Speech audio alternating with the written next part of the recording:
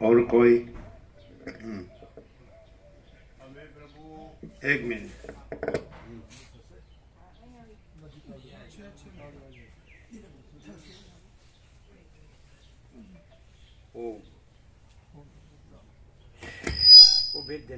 ओम।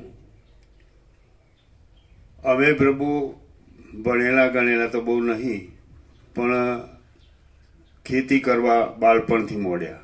મા બાપનું નહોતું બધું સ્વાસ્થ્ય સારું નહોતું, એટલે કે ખેતી કરો એટલે ભણવાનો મેળ ના આવ્યો। પછી ભણવા મળ્યા એટલે ખેતીમાં જ વળ્યા, બીજું કશું કર્યું જ નહીં।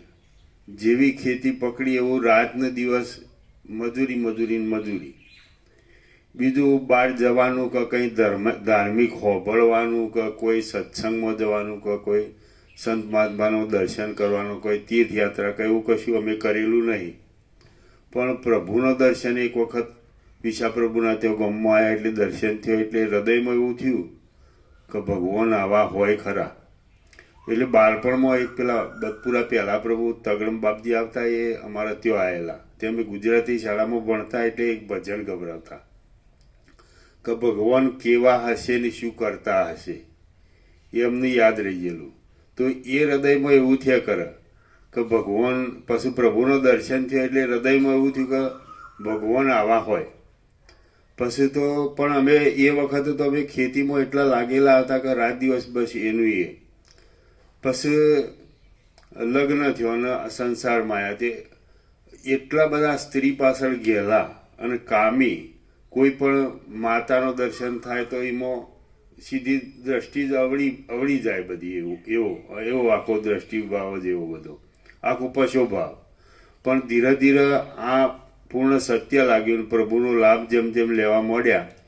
ખેતી કામમાં એટલા બધા વ્યસ્ત રહેતા કે માડી આવતી તો અમે ના કહી દેતા કે પ્રભુ જોઈ નહીં જવાનું, પહેલું કામ આપણું, પછી દર્શન કરવા જવાનું, એવું બધું।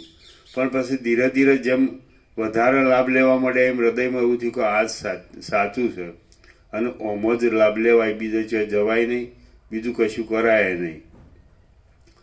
તો પછી પ્રભુ જેમ વધારે લાભ લેવા માંડ્યા તો હૃદય આમ ચોખ્ખું થવા મળ્યું, થોડા વિકારોને સમવા મળ્યા। પછી પ્રભુનો જેમ લાભ વધારે લીધો એમ એક વિવેકાનંદ સ્વામીનું વચન મને બહુ સ્પર્શી દીધું કે આમાં અમે પાછા પડીએ, ઘણી વાર પાછા પડીએ અને એવું થાય કે આપણે કોઈ લાયક નથી। પણ વિવેકાનંદ સ્વામીનું વચન હતું કે 1000 વાર પડો પણ 1001 વાર વિજય તમારો જ છે। પછી માનું એક હૃદયંગમ વચન હતું। માં એવું કહેતો કે બાળક હોય તો એ બહાર રમવા જ્યું હોય તો કાદવ કીચડવાળું થઈને આવ્યું હોય તો મા એને નવરાઈ દોવરાઈને ચોખ્ખું ના કરે, એને સાફ કરે જ। તો અમારા હૃદયમાં આવો ભાવ હતો, એટલે એ ભાવને પકડીને અમે પ્રભુનો લાભ લીધો।